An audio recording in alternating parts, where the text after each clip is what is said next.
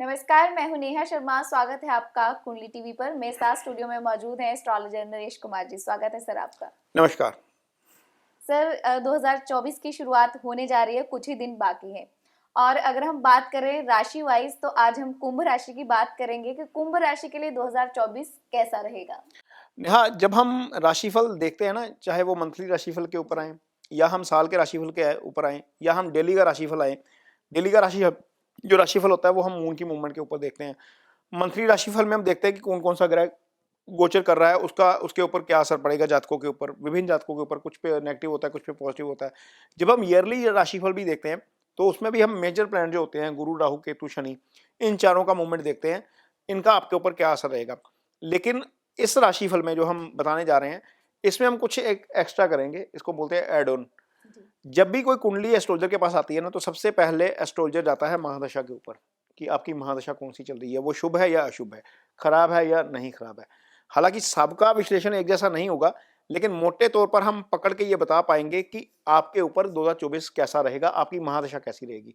तो वो जानने के लिए हमें सबसे पहले जाना पड़ेगा, यदि आपने कौन से नक्षत्र में जन्म लिया है। नक्षत्र से ही दशा चलती है और आगे वही वही कैलकुलेट होता है, वो उसी से ही सारा कुछ होता है।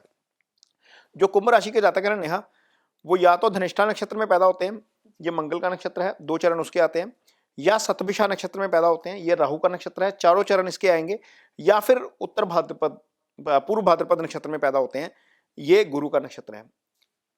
2 नक्षत्र उसके आएंगे मंगल के, 4 राहु के आएंगे, फिर गुरु के आएंगे 3। तो इससे बाहर कुंभ राशि नहीं है, यहीं से है। जब आपको मंगल की दशा जन्म में मिली है तो फिर आगे आकर आप युवा अवस्था में राहु में होंगे, और आगे फिर प्रोफेशनल लाइफ में गुरु में जाएंगे, शनि में जाएंगे, बुध में जाएंगे। यदि आप राहु में पैदा हुए हैं तो प्रोफेशनल लाइफ में गुरु में एंटर करेंगे, फिर शनि में आपको वृद्धि मिलेगी, फिर आगे आप बुध में जाएंगे। तो ये इस समय जितने भी प्रोफेशनल्स हैं नेहा, जिनकी उम्र 30-35 साल के आसपास की हो गई या 50 साल के बीच में है, या तो वो शनि की दशा से गुजर रहे हैं या बुध की दशा से गुजर रहे हैं। ये एक इकलौती राशि है नेहा, जिसको त्रिकोण भाव जो होता है ना कुंडली का, उसके दोनों भावों की दशा मिल जाती है। शनि की दशा मिल जाएगी क्योंकि शनि लग्नेश है, लग्नेश शुभ हो गया। त्रिकोण भाव में दशा है बुध की, राशि है बुध की, आपका मिथुन राशि, वो कुंडली का दूसरा भाव हो गया, वो उसका स्वामी बुध शुभ होता है। तो दशानाथ जो है वो 2 शुभ हो जाएंगे। शुक्र की दशा इनको नहीं मिलेगी। शुक्र योगाकारक होता है कुंभ राशि के लिए, क्योंकि शुक्र बहुत आगे जाकर आएंगे। पहले मंगल चलेगा, फिर राहु चलेगा, फिर गुरु चलेगा, फिर शनि चलेगा, फिर बुध चलेगा, फिर केतु चलेगा, फिर शुक्र चलेगा। शुक्र जाते जाते बंदा जो है वो 120 साल की टोटल वो होती है दशा कैलकुलेशन। तो यहाँ पर शुक्र के आते आते बंदा 90 के आसपास पहुंच जाता है, वो मिल नहीं पाता नॉर्मली। तो 2 भाव जिनकी दशा मिलेगी वो है एक लगन यानी कि राशि, या फिर पंचम यानी कि बुध की राशि। तो मैक्सिमम जो जातक है नेहा इस कुंडली में कुंभ राशि के जातकों के लिए जो प्रोफेशनल लाइफ में एंटर कर चुके हैं, वो या तो शनि से गुजर रहे हैं या बुध से गुजर रहे हैं। दोनों ही स्थितियों में अच्छा है, यानी कि दशानाथ इनका ठीक चल रहा है। दशानाथ की स्थिति पे डिपेंड करेगा, इनकी कुंडली में पीड़ित है, 6, 8, 12 में पड़ा है, वो डिपेंड करेगा, लेकिन दशानाथ शुभ है। सबसे पहले तो हम यहां से पकड़ेंगे, दूसरा फिर शनि पकड़ेंगे, गुरु पकड़ेंगे, राहु केतु पकड़ेंगे। यदि हम कुंभ राशि की पत्रिका बनाएंगे तो इस समय जो स्थिति चल रही है राहु केतु की, वो दूसरे और अष्टम में चल रही है। राहु केतु का गोचर शुभ नहीं है। सबसे पहले तो ये पूरा साल शुभ नहीं है, ये नहीं रहेगा। इसका क्या इम्पैक्ट हो सकता है वो भी आगे बताएंगे, क्या इम्पैक्ट हो सकता है। लेकिन यदि हम शनि की स्थिति पकड़ेंगे तो शनि चंद्रमा के ऊपर से गोचर कर रहा है। राशि स्वामी का अपनी राशि के ऊपर से गोचर करना, कुछ लोग बोल सकते हैं कि 7.5 चल रही है, टेक्निकली वो चल भी रही है। चंद्रमा के ऊपर से शनि का गोचर 7.5 का दूसरा फेस होता है, लेकिन चूंकि शनि की मूल त्रिकोण राशि है, शनि खुद राशि स्वामी है, इसलिए अपने भाव में आकर भाव का नुकसान नहीं करेंगे। तो 7.5 से डरने की चिंता नहीं है, सबसे पहली बात तो ये है। दूसरा, गुरु का जो गोचर हो रहा है वो इस समय तीसरे भाव में हो रहा है, तो तीसरे भाव में भी गुरु का गोचर शुभ नहीं है। कुंभ राशि नेहा एक ऐसी राशि है जिनके लिए गुरु आय भाव के भी स्वामी होते हैं, धन भाव के भी स्वामी होते हैं। जब आय और धन भाव का स्वामी शुभ गोचर में नहीं है तो इन 2 भावों के हो सकता है कि थोड़े से आपको अच्छे फल ना मिले, लेकिन दृष्टि हमेशा शुभ होती है, इसको भी एक्सप्लेन करते हैं। तो गुरु नेहा जब तीसरे भाव में बैठते हैं तो तीसरे भाव में बैठकर सबसे पहली जो 7वीं दृष्टि जाती है वो जाती है आपके 9वें भाव के ऊपर, यानी कि पहले 4 महीने भाग्य का फल साथ जो है वो मिलता रहेगा। कुंभ राशि के जातकों को गुरु के गोचर के कारण पहले 4 महीने 30 अप्रैल तक गुरु का भाग्य का साथ मिलता रहेगा। 30 अप्रैल तक नेहा ये जो जातक हैं इनका ध्यान अध्यात्म में भी लगेगा, इनका ध्यान ऐसे कामों में लगेगा जहां पर धर्म का जुड़ाव है, इनका ध्यान सोशल सर्विस में लगेगा, इनका ध्यान जो है वो ऐसी ट्रैवलिंग में लगेगा जहां पर धार्मिक स्थानों की ट्रैवलिंग हम मान के चलते हैं, रिलीजियस टूरिज्म। तो यहाँ पर कुंभ राशि के जितने भी जातक हैं, गुरु की कृपा इनके लिए कुछ कुछ होगी काफी। पहले 4 महीने हम बात कर रहे हैं, आगे भी आएंगे। तो गुरु जब यहाँ पर बैठे हैं तो जो नेहा सिंगल हैं कुंभ राशि के जातक, उनकी 30 अप्रैल से पहले शादी करवा देंगे, क्योंकि तीसरे बैठकर सप्तम को देख रहे हैं। तो सप्तम भाव पार्टनरशिप का भाव है, पार्टनर के साथ उनका तालमेल अच्छा हो सकता है। एक, यदि सिंगल है तो शादी हो सकती है।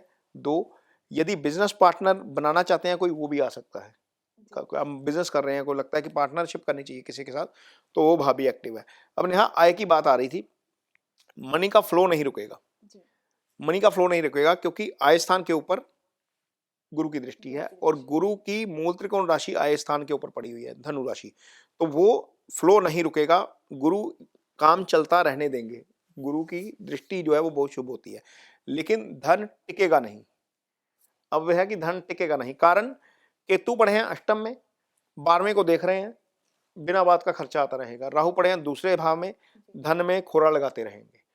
तो ऐसे जातक क्या करें, 2024 के लिए अपना जो पैसा कमा रहे हैं उसको इन्वेस्ट करें, या तो अपने पार्टनर के नाम पर या फैमिली के किसी और मेंबर के नाम पर।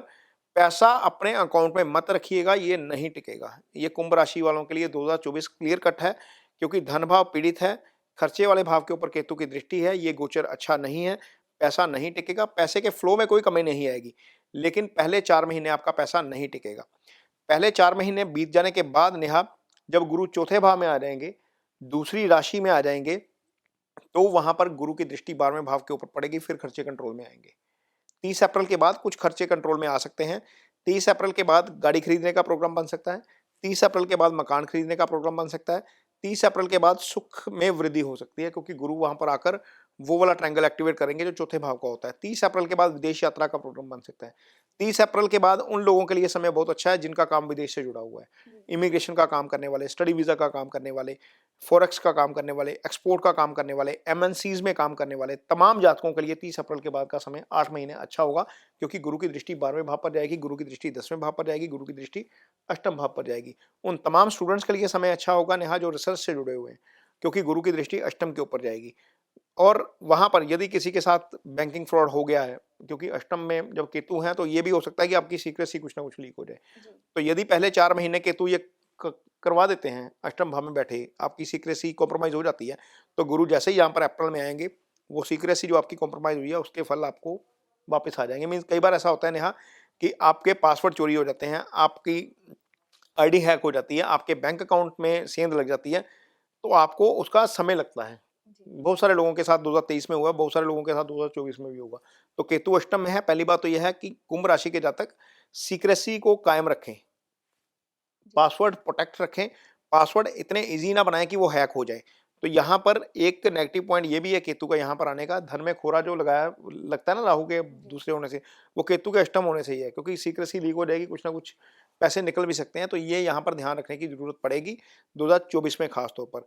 बाकी कर्म को लेकर स्थिति जो है वो अच्छी है, क्योंकि गुरु लगातार 10वें भाव को दृष्टि देंगे, पूरा साल रहेगा ये। एलिवेशन की स्थिति अप्रैल तक हम मान सकते हैं, क्योंकि गुरु वहां पर देख रहे हैं, 11वें भाव को तरक्की मिल सकती है, लेकिन उसके बाद वाली स्थिति बहुत ज्यादा अच्छी नहीं मानेंगे, क्योंकि राहु दूसरे भाव पर बैठकर दशम को लगातार देख रहे हैं। उसके बाद चीजें जो है वो बहुत ज्यादा अप्रिसिएशन वाली नहीं है। लेकिन हाँ, 24 से पहले वाली स्थिति, 30 अप्रैल से पहले वाली स्थिति अच्छी है। कर्म और आय के लिहाज से ये साल बैलेंस रहेगा, मनी का फ्लो रहेगा, सेविंग नहीं हो पाएगी।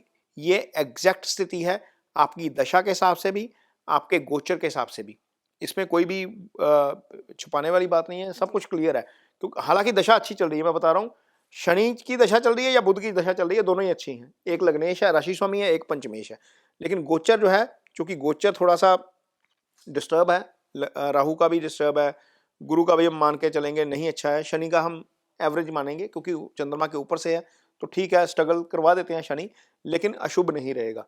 तो ये जितने भी प्रोफेशनल हैं नेहा, उनके लिए, जितने भी कामकाजी हैं उनके लिए, जितने भी ऐसे लोग हैं जिनकी शादी होने वाली है उनके लिए है, ये चीज़ें जो हैं वो ऐसे काम करेंगी इस तरीके से। जी।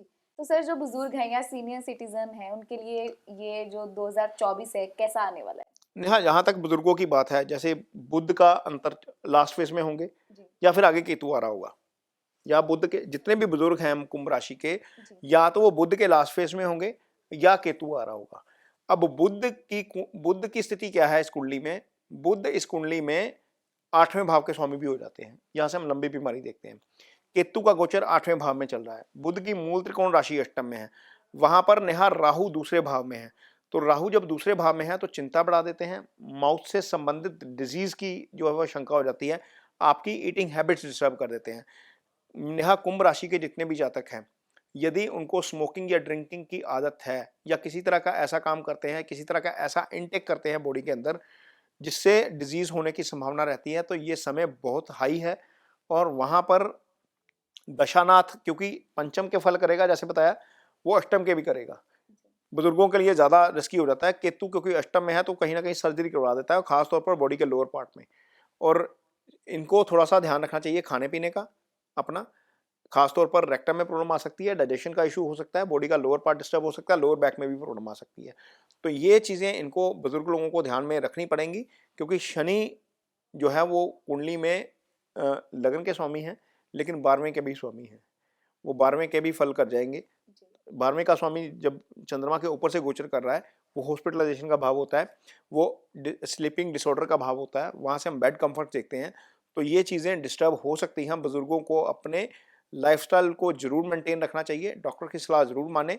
और यदि आप ड्राइविंग करते हैं, लॉन्ग रूट पे आप ड्राइविंग करते हैं, कुछ लोग 60 साल के बाद भी काम करते रहते हैं, तो आप ड्राइविंग के वक्त ध्यान जरूर रखिए, क्योंकि केतु अष्टम भाव में, अष्टम भाव चोट चपट का भाव है, वहां पर दुर्घटना हो सकती है। कई बार आप चलते चलते नीचे गिर जाते हो, सीढ़ियों से गिर जाते हो, या आप सही जा रहे होते हो, सामने वाला बंदा आके एक्सीडेंट कर देता है। तो आपको यहाँ पर सावधानी जरूर अपेक्षित है 2024 में।